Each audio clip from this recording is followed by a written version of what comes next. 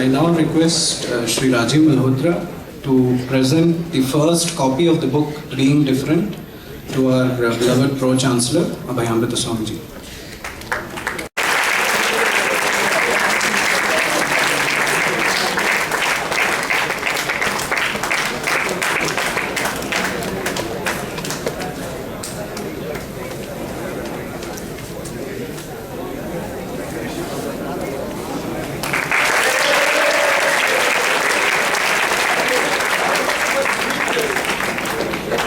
For the information of the students, HarperCollins has set up a bookstall just outside the auditorium.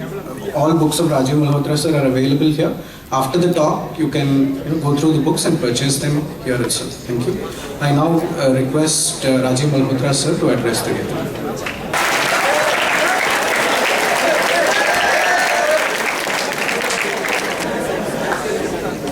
I'm delighted and honored to be invited here. It's a very special place. I had my darshan with Ammaji this summer in California, where I visited the ashram. Felt very inspired and uplifted by that. And I've ever since wanted to have an opportunity to visit this very nice university that you have.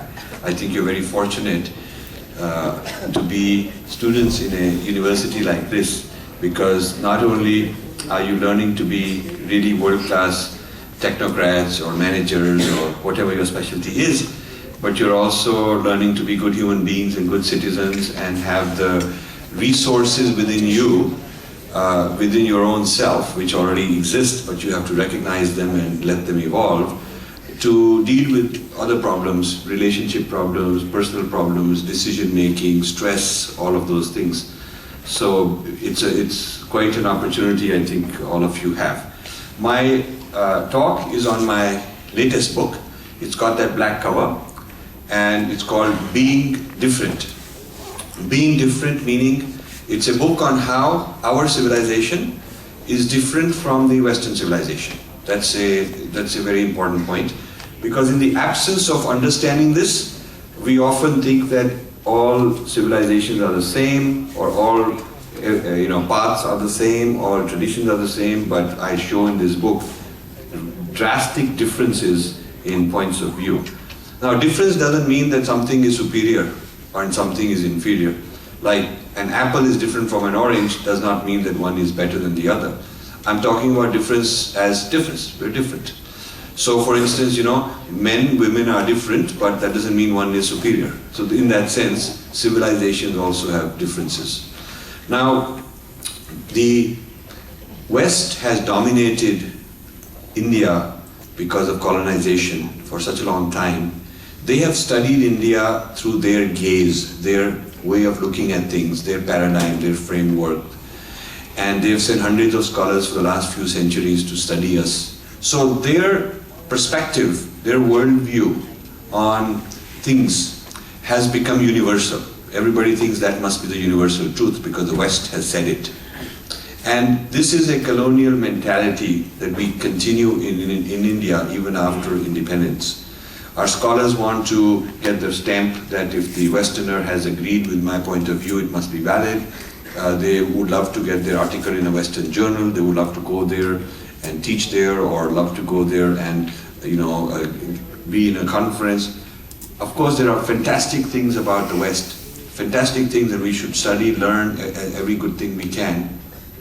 But we must know ourselves, not through their eyes, but through our own experts, through our own way of knowing ourselves. Because their way of knowing India served the colonial purpose, and it is seen either through biblical lens, or it's seen through a certain lens in the Western secular Enlightenment movement, which was a product of their history. Their history is very particular to them. And so that's one of the things this book does. It's called Being Different, and beneath that it says, an Indian challenge to Western Universalism. So I've just given you a little overview of what Western Universalism means. And Western Universalism is how lots of Indians have seen the world now. We've started, it's like we've downloaded this, and we start functioning through the eyes of the West in the way we run things, our values, our clothes, the way we use the calendar, which is the Western calendar, a lot of our laws, a whole lot of things we've just sort of taken over from the West, assuming that it is the standard.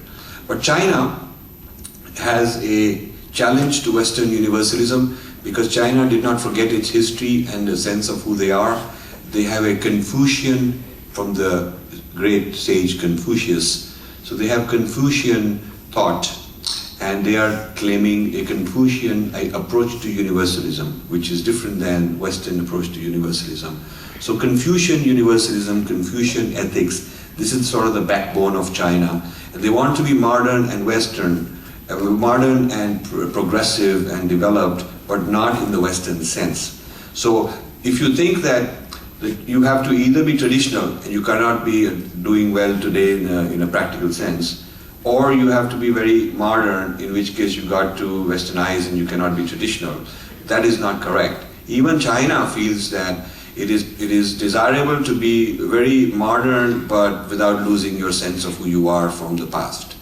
So at least there is a competition of, they are also trying to challenge and contest Western universalism. So the question is there such a thing as an Indian alternative also? If there's a Chinese alternative, is there also an Indian alternative, considering that we have such a rich, grand past? And that is what this book explains, how an Indian universalism might be considered. Now, my methodology is based on the fact that for 40 years I lived in the West. I lived there since I was 20, now I'm 61. I was a physicist, then a computer scientist, then I got into business, marketing, management, all of those things, and then I left everything some 17 years ago to pursue this. And so I have been studying the West from inside, but never forgetting that I'm Indian, always looking at it from an Indian point of view. I've visited India 4 times a year ever since I left, so I never got disconnected from the soil of this country. And my approach to studying the West tries to look at it from a dharma point of view, from the dharmic perspective, what is different about the West. So traditionally the West has been looking at India, and now I'm reversing the gaze. I call it reversing the gaze, which means from our point of view, how do they seem, how do they look, what's different about them, what's interesting, what's peculiar.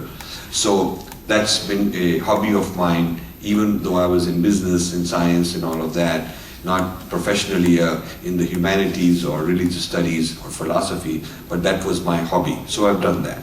Now, we actually have a very old tradition in India called Purva Paksha to do that.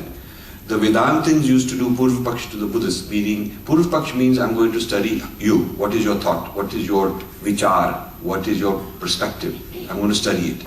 And then I'm going to give a response from my own siddhanta, means my point of view, my way of thinking, my theoretical framework. So this business of having Purva Paksha of the other and giving a response from one siddhanta is not something new that I'm inventing. It has been there since the time of way back. You know, the Vedantins had arguments with Buddhists, the Purva Paksha, with different other kind of Vedantins, Mimamsa, all of this has been going on. But somehow we forgot Purva Paksha, to do Purva Paksha when the foreigners started coming, starting 1,000 years ago. We didn't really do the same intense Purva Paksha on Western thought, for example. Some people did. There are some rare examples, like Vivekananda did, and Sri Aurobindo did, and Gandhi 100 years ago wrote a little booklet called Hind Swaraj, which is his analysis of British civilization and British Empire. But we didn't do enough of that. And I'm trying to revive that tradition where, using our dharma as the basis, as the ground on which we stand, we very courageously but with respect see the other and see how they appear to us and what we find different about them. So it's not something unusual or rude or impolite or something undharmic, because it is part of our tradition to do that. A group of modern Indians have started gazing at the West, and they're called post-colonial scholars. But post-colonial scholars take a very secular view of the West. They're not taking a dharmic view of the West. So the methodology they're using, The methodology they're using to critique the West is the West's own methodology. So it is not our gaze at the West, it is in a sense the West's own gaze at itself. It happens to be studied by an Indian, but it is the West's own system of studying that the post-colonial scholars are using. And I studied a lot of post-colonial scholars, and so either you have Dharma experts who only study the Dharma, and they can write many, many books on what is Dharma. I'm not writing one of those books, it's different. And such people are ignoring their view towards the West, or it's a very superficial view. But the West is very complex. It has got many things in it, like Dharma has got many things in it. And you need to become a real authority, an expert, very well read on Western thought and history in order to do this Purva Paksha of the West. Otherwise it's very trivial and nobody will take it seriously. So this book is an attempt to take the Dharma very seriously as my viewpoint, and from that viewpoint study the West very, very seriously. The other kind of work which is done in India is post-colonial, where they are studying the West and evaluating and analyzing the West. But while they are Indian politically, they are not Indian civilizationally based. They are not really, most of them don't know Sanskrit. Most of these post-colonial scholars do not really understand Indian civilization in a deep enough sense. And most of them are trained and educated in places like Harvard or Oxford or Cambridge or somewhere. And so when they critique the West, it's the West who's taught them how to critique the West. So they're not really doing it independently. Now, as a result of this Purva Paksha, or reversing the gaze upon the West, that I have been doing for 15 years, maybe more, this book has come out. And this book is the first volume of 7. I'm going to write 7 volumes on very, very different things. So this is the first book. Now, this book, I'm happy to say, just a week ago, I got a letter from University of Delhi where I held a seminar, big room like this, MA students, and followed by a panel discussion. And they have decided to teach it as a textbook. So they will use it next year as a textbook. And then in January, they've invited me to, there's a conference they're having of professors from 150 universities across India, and they've asked me to teach a half-day seminar on this book so that many other universities might start adopting it as well. So this is the kind of thing that, and I'm interviewing a lot of people who have read this book, people from different civilizations. I just finished an interview with Mark Tully. He's a prominent BBC correspondent, loves India. He has finished reading this book very thoroughly. I am going to be interviewed on Doordarshan in a few days, and also University Grants Commission has a TV channel called Vyasa. I'm going to be interviewed there in Delhi. So the book is getting around with many kinds of interested people. In Bangalore, it'll be a huge audience at the Indian Institute of Sciences and Indian Institute of Management. And in Chennai, also IIT Madras is going to have a function for this, and various other places. Now, the book has identified 4 huge areas, after trying out many ideas, I came up with 4 ways in which the Indian civilization differs dramatically from Western civilization. Okay? So I'll tell you what they are. First, the Western religions are what I've coined the term history-centric, which means there is a linear history of prophets, and this history of prophets is the only way you can know truth. The truth of what God wants, or the truth, the ultimate truth, can only be known through this lineage of prophets. And the lineage stopped centuries ago, and that book is the one record, and you have to therefore access God only through that book. And that book is in the control of an institution, a religious institution, and therefore you are under the control or under the awe or under the authority of that institution to access that knowledge. And this is because God is so infinitely removed from the world that we don't have direct access to Him. There is no capability in the human being to advance and tune into God. It's like, like logging on. You can't log on to God and get the message. You can't become Jesus. You can't become the prophet in the state of consciousness and have access directly without anybody, any middleman. You can't do that. So this metaphysics of separation means that the only way we can understand God's will is through the revelations that happened to some prophets very long ago. And if we don't believe in the historical truth of that, then we are doomed. We are not going to make it.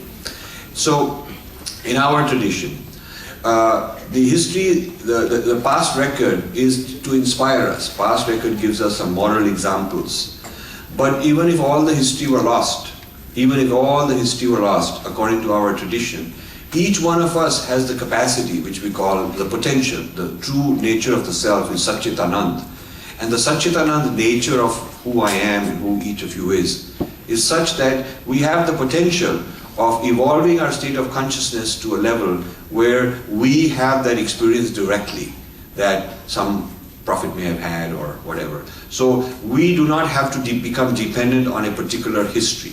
Of course, there are many histories of great people in our civilization, but we do not claim that any one of them is so exclusive and so unique that if some other civilization claims to have had an experience of God, we have to falsify it, we have to convert them, we have to go after them in a negative way. It is not necessary. We are relaxed that somebody says somebody has had a different experience and he believes in it. That's fine for us. It does not threaten us. Whereas the history-centric religions would be very threatened by any alternative approach, because if my history is right and this is the only history, then I have to make sure that I falsify everything else. And this leads to exclusivity claims, and this leads to fanaticism, this leads to wars and tensions and so on. And a large part of the conflicts of religions going on the international scale, I trace it to history-centrism. I trace it to the history-centric mentality and the unwillingness to make that history a little less absolute and little less exclusive and accommodate other points of view. That is a very important point of difference. So the first contrast is history-centrism in one civilization versus what I call Adhyatma Vidya, or inner journey, or embodied knowing, the knowledge that you gain here and now in the present moment as the self, not copying and memorizing the knowledge of some other guy thousands of years ago. So this business of being adhyatmic, or being a self-actualized person, as the quest, is a very different path than the quest through somebody else's history. If you do yoga, which is more than just asana and physical exercises, but also gives you higher states of consciousness, you don't need to know the historical details of Patanjali, who wrote the Yoga Sutra. It doesn't matter. It's like if you are a physics major and you don't need to know the history of Isaac Newton to be good at Newtonian laws. They just happen to be named after him. And if somebody says Newton didn't live, it really won't matter, because you can validate the laws yourself. If somebody says Newton was, lived somewhere else, or he was a bad guy, it does not affect Newtonian laws. So physics is not history-centric, because physical laws are eternal, and the people who discovered them are not the ones who created the laws were always there. And even if the historical details of these discoverers is challenged and questioned and toppled, it doesn't really affect the validity of the law itself. So our Adhyatma Vidya and embodied knowing is more like that. The rishis are people who are discoverers. But no rishi says that I have discovered something and you should believe me as the final rishi and the ultimate, and there are no more rishis after me and you cannot become a rishi. Every one of you has the rishi potential. Every one of you has the rishi potential. And therefore, the historical details of this rishi or that rishi is not that important. It's what he says. We can we can create the same experience in ourselves. And therefore, our path to truth is very different than the one which is in bondage to history. History-centrism is a form of bondage. And when you are in bondage to history, you are in bondage to one historical text and bondage to an institution, and that has been, in fact, the past couple thousand years of what has been happening. So the first, and I'll tell you how I discovered this.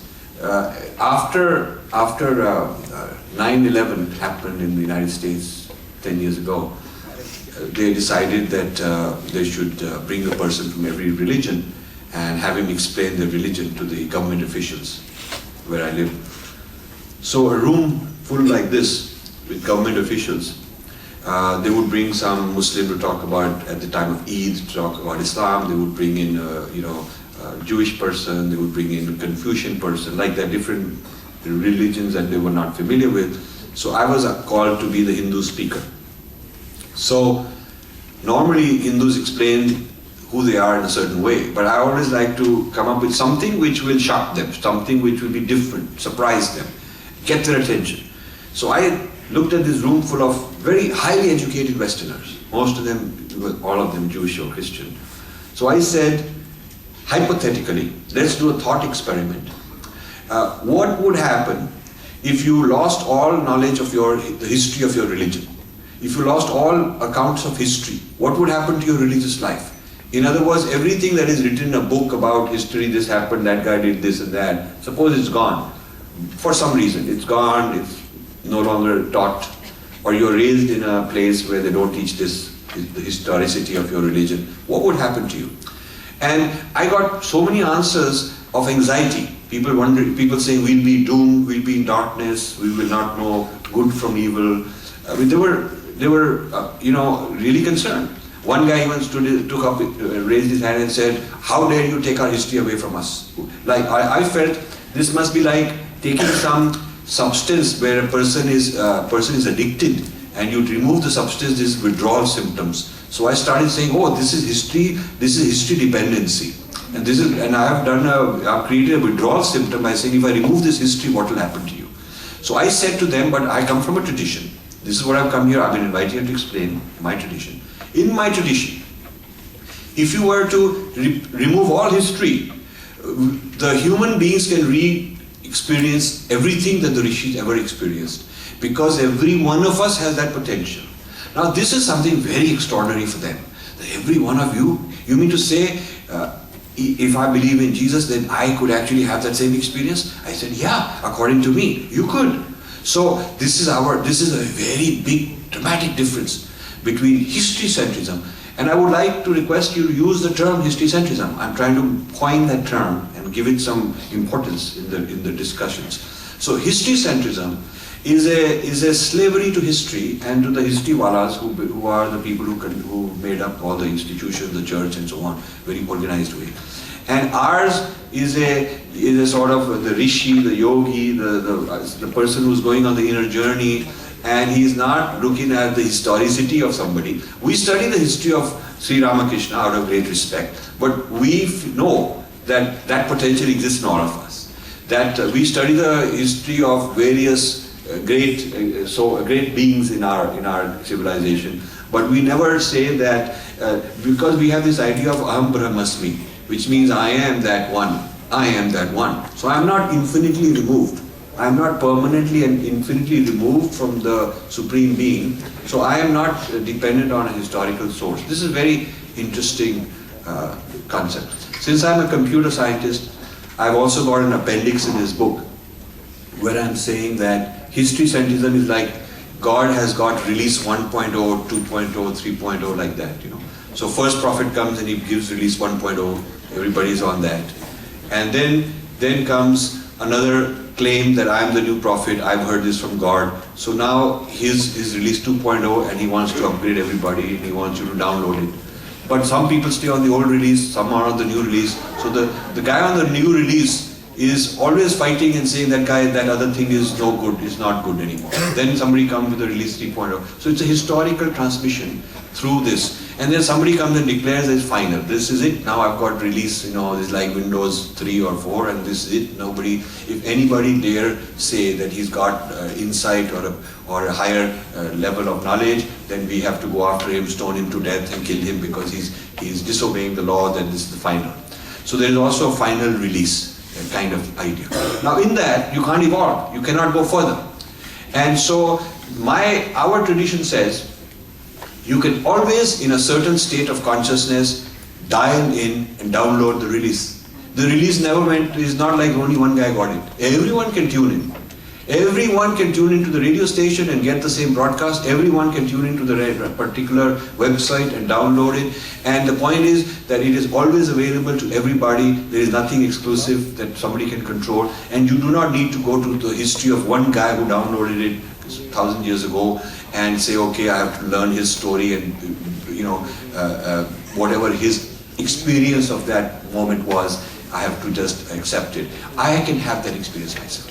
So this is one of the 4 very big changes. I won't go through all of them in detail because I would encourage that you read the book. Even if you get one of these 4 differences, if you truly understand it, it can transform you. Believe me, it can transform your whole way of thinking. So when you take one chapter, read it slowly and read it a second time and think about it. Send me an email with your questions. I'll be more than happy to answer them. And if you don't need to master all these differences I'm talking about between the civilizations, but if you can master any one of them or at least get an appreciation, it can change you quite a bit. Another difference out of the 4 is that there are certain words in Sanskrit that have no equivalent in English. They're non-translatable. They're just not translatable. Like I give the example that Shakti is not electricity or energy. The meaning of Shakti is so vast. It includes energy, it includes intelligence. Shakti is inside, it's outside. It's just dharma cannot be translated as religion. A very big discussion on how dharma differs from religion. Atman cannot be translated as soul.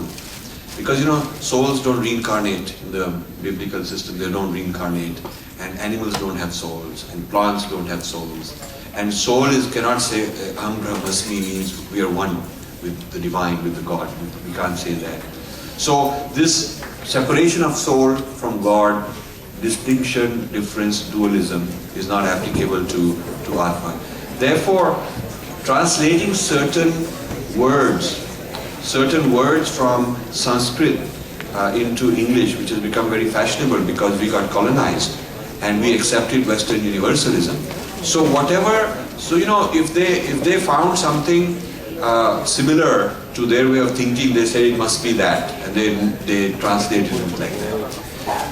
So for instance, to them religion is something that an authority, an institution controls, and you are a member of a group that goes to an authority to learn religion. And there's a book, and that book has to be followed. And there are some historical events that happen which are closed. They won't happen again. So they went looking for these things in our tradition and translated them to fit their profile, their framework. And so this is, the sad thing is that we have accepted that kind of a paradigm for ourselves. So I challenge and question in this history-centrism, in the first difference is history-centrism versus embodied knowing I talked about, and the second difference is that Sanskrit words. Now I know that most of you the medium of instruction is English, and I'm not challenging that. I think that's fine. There's nothing wrong with that. But there are certain words, like 20 words, particular 20 words of Sanskrit I've introduced in this book. And I've explained that the common equivalent in English is not a good translation. It is not. You should use this Sanskrit word as itself. Like you have no problem saying yoga. You do not say yoga, you do not replace it with exercise or gymnastics or something else. Yoga is yoga. So similarly, there are many words I'm describing in this book which should be introduced into the English language without translation. They should just become part of the English language. So those words and the rich context of meaning is preserved. And this way, you can be speaking English, but you use those words because that Sanskrit word is very rich, very deep, and people are then forced to understand what does it mean. If you replace it with the English equivalent, then you are making the Sanskrit obsolete, and the whole Sanskriti, which is the civilization built on that, you are making it obsolete. So I won't go into what the other two are. Well, I'll tell you one more and then I'll stop because I want to have question answers and other people's comments. One of the things I noticed in 40 years in living in the West is that the Western person was not so comfortable dealing with a huge amount of complexity. They had fear of chaos, fear of chaos. So, whereas I felt the Indians were able to handle uncertainty, unpredictable things, power suddenly goes off, okay fine, you will come back, kind of thing. So Indians are more accepting of things that the Westerner is really bothered by. A very good example is if I was conducting a meeting where there would be, 6-7 Indians and a few Westerners. The Indians, everybody talking to everybody else simultaneously. So A is talking to B, C is talking to D, A is talking to C and E together. And after a while they filter out what and come up with, okay, this is what we decided. Then when I would go around asking everybody what do you think of the meeting, the Westerners would say, I don't know what the heck happened. I don't know what is going on, it's chaos, chaos. So this idea of linear thinking versus parallel thinking is a big difference between the two civilizations. The Indian civilization, I have a section which I say is the forest civilization and the Western is desert civilization. Because all the three Abrahamic religions came out of the desert. And the Indian civilization came out of forests. The rishis living in forests. Forest is very complex. Desert is very simple. Desert has got very few things. Very few, like God gives you only 10 commandments. Now you cannot even run a university with 10 rules. You cannot even run your house with just 10 rules. It is how can the whole universe be with just 10 things, So the forest is very complex. Every square inch, if you look deep, you will find so many things inside it. There are so many entities that are coexisting. And it is not chaos because they are all relaxed, they are all doing their thing. And so the diversity in the forest is huge. And it is not static. The forest is changing from one moment to the next. Things are moving, animals, creatures, the trees are changing. Desert is same. You come next day, same. It's the same, it's got sand, it's got a few things, same desert. So desert is static, not dynamic. Desert is fixed. Desert, the boundaries are very clear between this thing and that thing because there are very few objects. And the desert is simple in terms of the amount of complexity. So I am saying that this analogy works because we evolved, our civilization evolved in a very complex environment, geographical complex environment, which we've internalized to live with this very complex situation. So many sounds, so many kinds of things going on. So, simultaneously things happening, good, bad, opposite, everything, and we have to figure it out, we have to feel comfortable with it. This idea came to me long ago, but it crystallized as a very significant point when I was attending the Kumbh Mela in Haridwar. Now, tens of millions of people gather. There's so many things happening. There's Naga sadhus there, there's people eating, there's people bathing, there's people playing some band, there's some procession going on.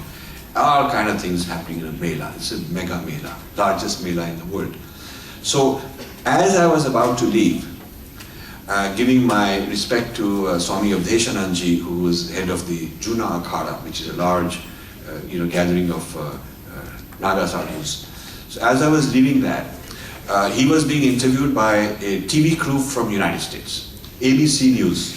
ABC is a big network and it has a Sunday morning show. And the Sunday morning show sent this crew to make a documentary on Kumbh Mela. So they had been there for a month interviewing different people. So when they were interviewing Swamiji, I was leaving. Swamiji says, no, you wait. And he asked them, please interview this man. He'll have something different. He'll have his own perspective. They wanted to know what is the perspective on Kumbh Mela. They wanted to make a documentary. So when my interview started, this guy says, so Mr. Malhotra, what I've been asking everybody, I'll ask you, how do we explain to Americans, we've been here a month and there's so much going on, we can't figure it out, and we've asked so many people. But I have to go back in my documentary, I have to explain what is this chaos all about. So I said to him, the chaos is your cognitive state, your mind wanting simple things and you have information overload, you have cognitive overload, you have more complexity coming than you can handle. Your models are crashing. It's when your system crashes, you say chaos, because you cannot deal with it. So chaos is not out there, it's in here, in you. Now he thought it was very interesting. He thought it was very interesting. I must say he was not upset or anything. He thought it was very interesting. So what was supposed to be a 5-minute comment that he was getting turned into a 3-hour interview, and they played 7 minutes. They had a documentary slot, so they played on their TV network, my interview with them. So what I said to them is that you're saying it's all chaos, but look at one guy. Now he's very relaxed. He's not feeling anxious about any chaos. He's just doing his thing. This guy is doing something else. So they're accepting what is, and they're all going about doing their thing. You have simple models that you are coming wired with, simple models, not too complex, and predictability, and no uncertainty, and everything is yes, no, black, white, binary choices. And therefore, what you have to tell the Americans is that they have a certain psychological approach and a certain mental attitude such that a lot of other civilizations, particularly in Asia, will appear chaotic to them, but that is not a description of those civilizations, it's a description of your approach to seeing them. That's what I told them.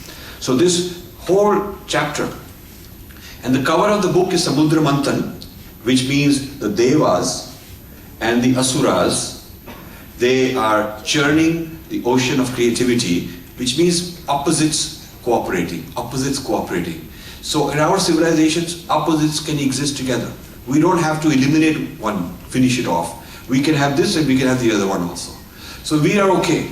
So it's like, when we eat a meal, the Western system is you eat one course at a time. You have one course, they come clean the plate, they give you a second course. The idea is a thali or a whole lot of things, is very complex. What do I do? Do I eat this one, that one? What are you telling me? So I have many examples in this of my personal experiences of recording the Western experience of chaos about us. And then there was a Professor Rotter, Andrew Rotter, an American historian.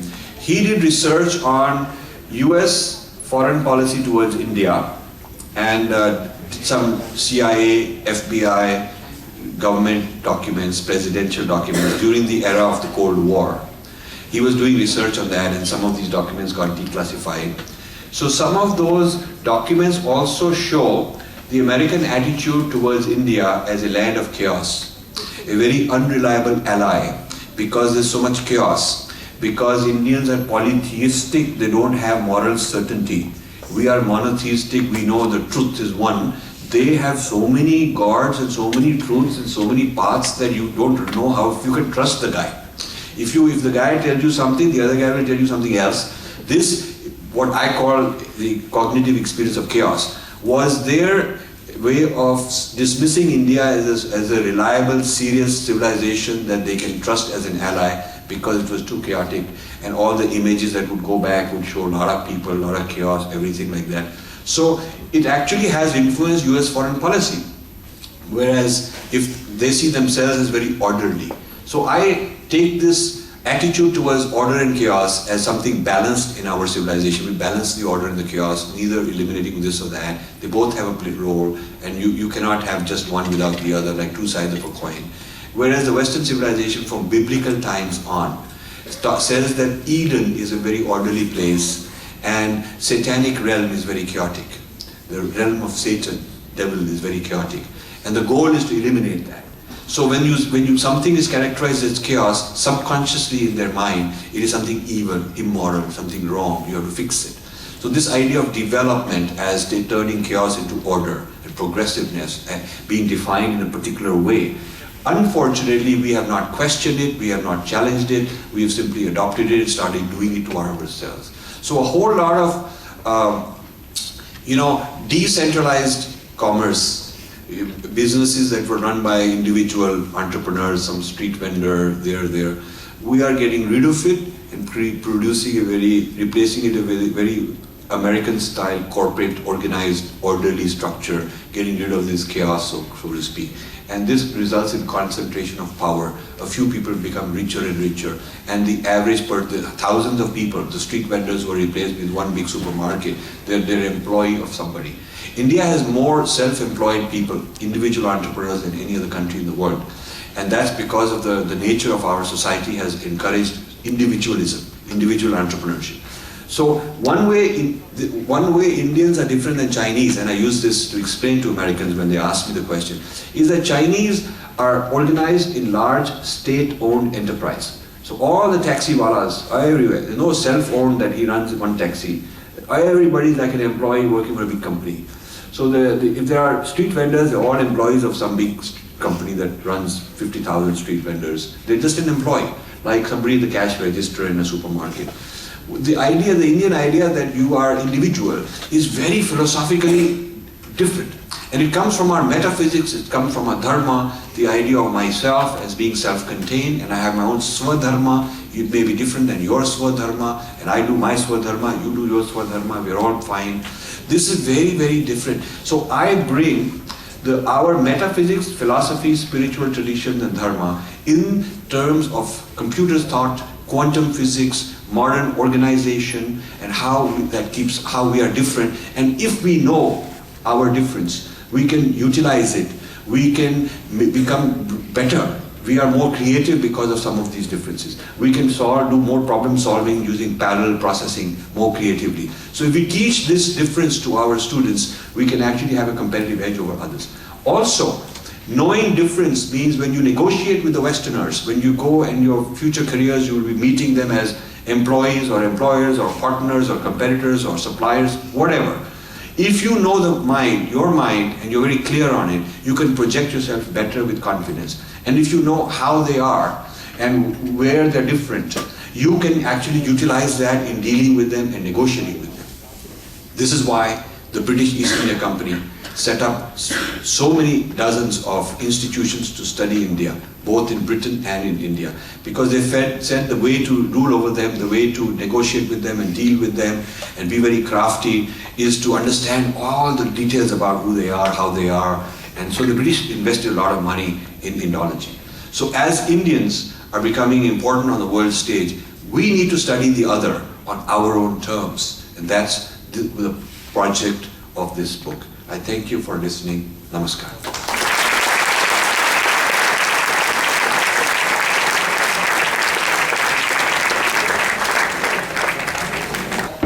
So you said you expect the Westerners to add some Sanskrit words to the English language. No, I expect Indians to add them. Oh. Yeah. I expect that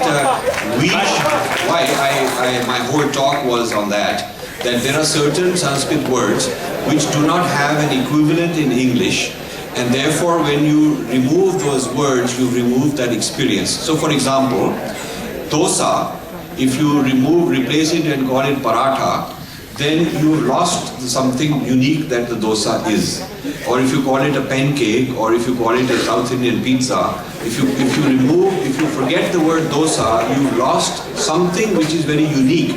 Not better, worse, but it is something different and unique. Same way, language of a certain culture contains that culture's experience, which maybe some other culture did not have. So I therefore feel that certain words of Sanskrit ought to be introduced into the English language. We already introduced dosa. In the English language, you will call it dosa. And we already introduced yoga. So I'm just saying that there are some more words of that kind that are very important. And this is not a job for Westerners, it's something we should do.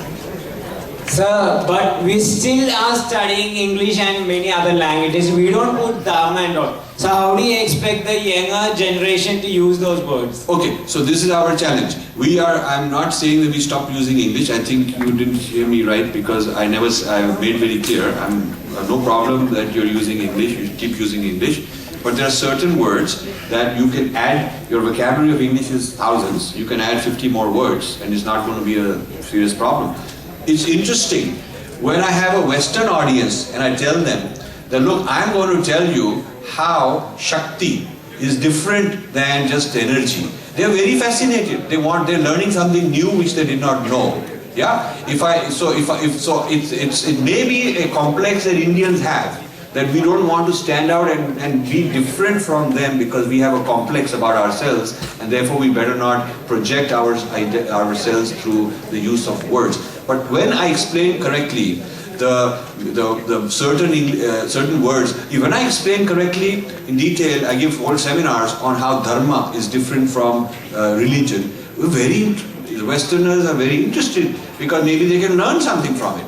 It's like if you are a pizza chef and you find that there is something called dosa, and the dosa chef says, I'll tell you why it's different, what is different about it. A good chef will want to learn because he learned something else. So if a civilization has an inferiority complex, it will say we should get rid of anything that reminds us of who we are. But if a civilization doesn't have an inferiority complex, it will say we have something distinct, just like we're learning from you, you can also learn from us. And it is not that we are teaching you, but we're also, at least to teach our own children, we should keep those words intact. So that's what the purpose of this is. You had mentioned how you had noticed in a group of 7 Indians and a few other Westerners were talking together. The Indians would all talk amongst each other, A to B, C to D, all in parallel, which the Westerners found very confusing. I was wondering though if the reason is because they were not used to chaos. Like for example, when I was in the US, I would attend student meetings with the Indian undergrads, the Indian Undergraduate Student Association, and the student meetings with the Indian Grad Student Association. In the first group, they would be mostly raised in the US. The students would be raised in the US. In the second group, they would be mostly raised in India, but they went to the US for grad school.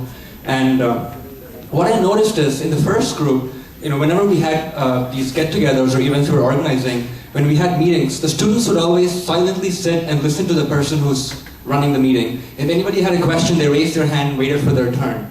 Whereas, when we would ask these grad students to maintain this kind of silence, they would not be able to do it.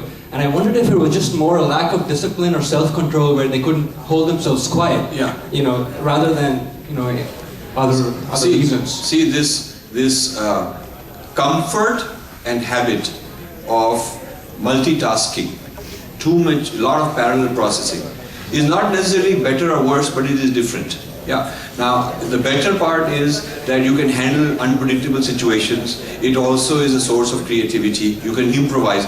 Indian music, you improvise the rag when each time you're playing it. It is not written notes, and you perform like a tape recorder, like in the Western orchestra. Indian dance, you improvise. So Indians are good at improvising, and there is a survival skill like that. Now, there is also a problem. It is not just one way. The problem is that certain situations require order. And if you don't know how to be orderly, and you can only be disorderly, chaotic, individualistic, too individualistic, going my own way, then large complex projects which require teamwork, cooperation, discipline, you will suffer. So for example, in the military, you don't want a guy who says, "Arey, I do my own way, I do my own jugaad, which means I improvise." You can't accept that. Or if you have any complex project in engineering, you do not want somebody who's doing it his own way and not bothered with what everybody else is doing. So ideally, we need the balance between order and chaos. We need the balance between normative, simple laws and rules which tell us, right, wrong, these are the procedures, top down, listen to the boss, somebody telling you what to do. That is very important. And also the ability to be individually okay on your own, not guided by someone, not directed by someone, but an inner voice guiding you and taking you where you need to go. So there is a difference between the inner and the outer direction when you talk about the order versus chaos. And a balanced human being is one who has mastered both. He knows in this situation, I have to conform to some rules and some decisions, some resolutions that were made, and if we all work together and conform, we will be outperforming the other team. So that is one kind of situation. There is another kind of situation where there is nobody, the boss never showed up. Now I have to figure out how to work. I can't say I'm sitting doing nothing because there's no boss today, no one will tell me. I have to improvise. Yeah? Or creativity. Artists are generally individualistic workers. Most art of any kind is not sort of a big collective effort. The thinking is done, imaginative work is done, original work is done by somebody. Implementing may require a lot of people doing the construction work. So creativity is necessary that our system has. but also an orderly project management, large-scale deployment is necessary. Now I study Harappan civilization, the Indus Valley civilization. It's very orderly. So it means that in our civilization we also had that. Because to build identical bricks, identical weighing systems, all the standards that existed, my foundation has come up with many books on Harappan and Indus Valley civilization. You can get them on the net. The amount of organization and order and standards and uniformity is absolutely staggering. So it is not that comfort with chaos means that you must only live in chaos. It is the ability to go back and forth and strike the balance for a given situation. We often adopt Western methods because we find them convenient in running a home or running an organization. So how do we strike a balance between finding them convenient and using our own traditional methods in doing our daily or day-to-day activities? See, I feel that the right balance is, like in China, they're teaching Chinese civilization and Mandarin as the first language of every person, mother tongue, and their own sense of history and their own philosophy. Then after a certain age, they teach English and Western thought so that the person has both. This way the person is anchored and rooted in who he is, and he also then later gets the best ideas from other people, he can bring them. But he doesn't lose his bearings, he doesn't lose his anchors, he doesn't lose his coordinates, he knows who he is. So in a good balance of education, I would raise the kid making sure they know the mother tongue and they know our traditional system of dharma and our philosophy and metaphysics. I would teach them that. And then I would, as they grow up, I would also keep introducing more and more of the Western ideas to make sure that this is a global citizen. I feel I competed with everybody in the world. I never stopped being a proud Hindu. I went and I owned companies. I had thousands of employees working for me. I used to be a corporate vice president in one of the largest companies. Being proud and very clear about my civilizational foundation was never a handicap. Nobody bothered. I did not accept anybody's challenging me that I'm being different. And I found that it was a source of pride and a source of confidence, and people respected me more because I wasn't self-ashamed. People respect you more. The reason people respect China is because the Chinese are very proud that we are Chinese, and the Indians are very begging everyone. You see, this is very interesting point. United States has an annual human rights report on different countries. The reaction from India and China is very opposite. When they produce, India's got these human rights going on, then our minister goes and apologizes and says, sorry sir, don't put us on sanctions list, we'll do better next year. He's apologetic. China response is that within 2 weeks they do a human rights report on United States.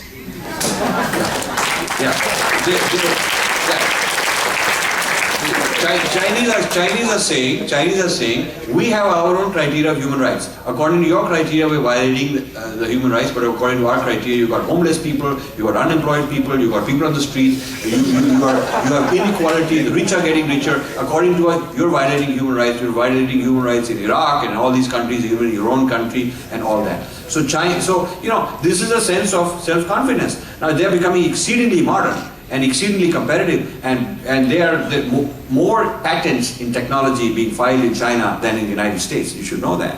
So the next generation of all this, new technologies and nanotechnology and clean energy, the Chinese are investing a lot of money because they have money now to invest in it. So they are not losing their sense of who they are while becoming world-class competitors. And Japanese were the same. Japanese during their big era, there's 40 years, 50 years of great progress and prosperity after World War II, never stopped their own culture, never forgot their own identity and sense of who they are. And yet, Japanese figured out the Western markets, how to beat them in automobiles, how to beat them in electronics, how to beat them in all of that stuff, without losing a sense of who they are. Now, in the case of India, I do not think it's a binary trade-off that, do I be traditional, do I be modern, competitive. I think our tradition does not have a conflict with science and technology, as Swamiji was making the point earlier, we were talking privately. Our tradition has no problem with being practical. So there is no reason to disown our tradition in order to be practical guy. I lived a very practical life. I left India to go and get a PhD at the age of 20. I went to the United States. And I succeeded in so many careers. And I owe it to a certain security that my tradition gave me, a sense of confidence, a problem-solving, creative thinking skills, learning to work with many people, dharmic values, meditation, sadhana. I owe my success to all of that.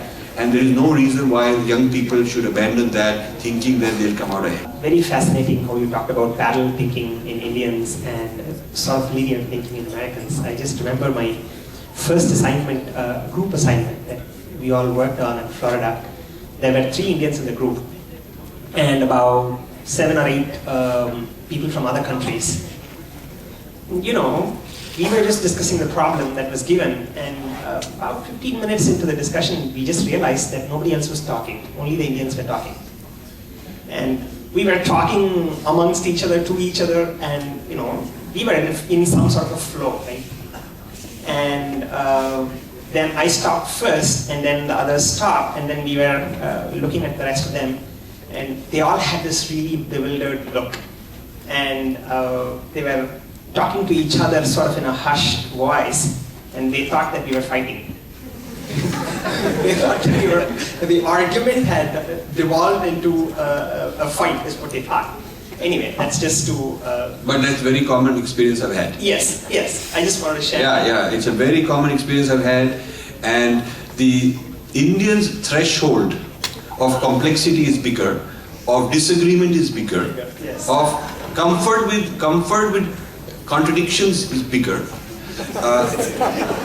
If you read one chapter out of all, you should read chapter 4, which is called Order and Chaos. This is a chapter called Order and Chaos. You should read that chapter.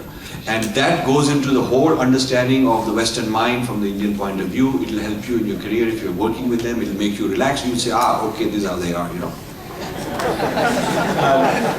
The question now, this is some idea that I've been turning over in my mind for a while now. It's interesting, you talked about the rich getting richer and knowledge and power being concentrated in the hands of fewer and fewer people. And I see that is also happening in terms of resources. Yes. And not just in India, all over the world. Yes. And that could, in some sense, be tied to a source of a lot of conflicts that are evolving in the present and possibly in the future. My question is this: you also talked about the patenting, for instance, you know, in the Chinese system. Now, I find that patents is one way that is really an engine towards concentrating this knowledge and resources in the hands of fewer and fewer people. You know, you're a computer scientist, and there are lots of computer scientists here. Is there a possibility, this is just an idea I'm throwing out in the open for people who might be interested in it, is there a possibility of a FOSS equivalent you know, knowledge resource, which actually, you know, has a lot of resonance with our culture in the sense that whatever we discover is universal. It's not owned by anybody really. You know, isn't it time that someone, probably, you know, people from the Indian tradition, you know, we are probably ideally suited to do it, start something like this? Yes. Where I agree with you. I don't know. I mean, I am probably not equipped to handle the technological complexity of putting something in place like that. Yeah. But I just thought No, but this is a very important point you're making, and we also make it, there's another difference we call integral unity and synthetic unity in this book. And under integral unity, knowledge is all integral and open source, kind of open architecture knowledge. And so, you know, we never patented most of the botany and knowledge of plants and herbs. So much of it came from India into the West. And many things that the West takes for granted as sort of part of their culture. I'm writing a whole volume on Indian contributions to the West that are unacknowledged. And the reason they're unacknowledged is that we didn't have this patent mentality. So some Westerner would get hold of it and call it his and quickly patent it and plagiarize it, claim it as his, and now it's known as that way. So yes, this metaphysics of ego. It's a metaphysics based on the ego and the concept of property. Whereas we had a different concept of self And rather than proper personal property, a different concept of shared social resources. So no one person owned the village well. You know, like you don't own sunshine or air and all that, you know. So there are certain things that are community. And so knowledge is one of them. So therefore you'll find the great art paintings not signed. There's no some, you know, nowadays it's changed, MF Hussein it will say, because we were westernized, this idea. So so these things are, this is a very interesting point you've raised. And one of the reasons one of the ways India can contribute to the world is bringing these kind of ideas for the future of humanity. That if you were less selfish and more sharing in knowledge and intellectual property, like we have been in our tradition, maybe the world would be a better place. And so this is another reason that some of the things in our civilization we do not want to give up, we want to preserve, because it's not a matter of chauvinism and superiority, it's a matter of sharing, and maybe the world will be a better place if we contribute in this manner.